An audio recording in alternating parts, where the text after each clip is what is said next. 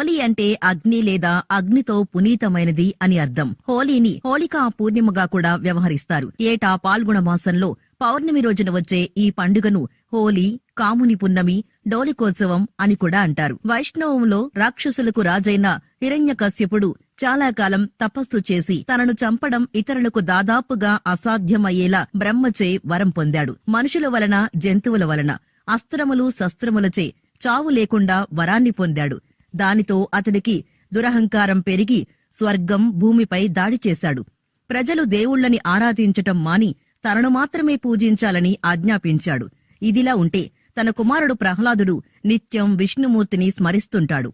పరమ విష్ణు భక్తుడు. అది హిరణ్యకశ్యపుడు ఏమాత్రం జీర్ణించుకోలేకపోతాడు. తనని సంహరించాలని నిర్ణయించుకున్న హిరణ్యకశ్యపుడు ప్రహ్లాదుడి నోటిలో విషం పోస్తాడు. అది అమృతంగా మారింది. ఏనుగులచే తొక్కించమని ఆదేశిస్తాడు. అయినా ప్రహ్లాదుడికి ఎటువంటి హాని జరగలేదు.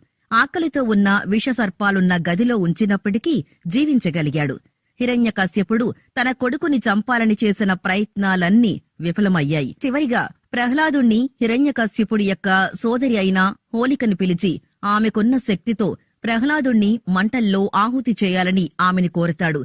దీంతో ఆమె ప్రహ్లాదుడిని ఒడిలో కూర్చోబెట్టుకుని మంటల్లోకి దూకుతుంది. అయితే విష్ణు మాయతో ప్రహ్లాదుడు ప్రాణాలతో బయటపడగా హోళికా రాక్షసి మాత్రం ఆ మంటల్లో చనిపోతుంది.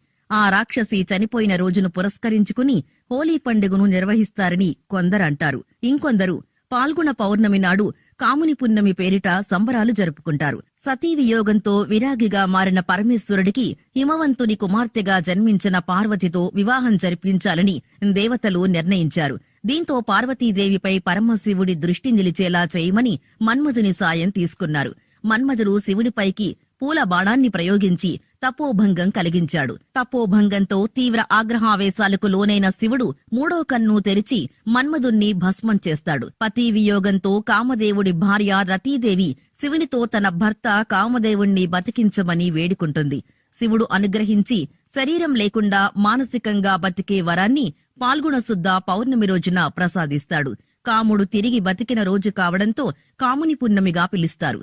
అలా కోరికలు దహింపచేసిన రోజు కావడం వల్ల ఆ రోజు కామదహనం పేరుతో మన్మధుడి బొమ్మను గడ్డితో చేసి తగలపెడతారు.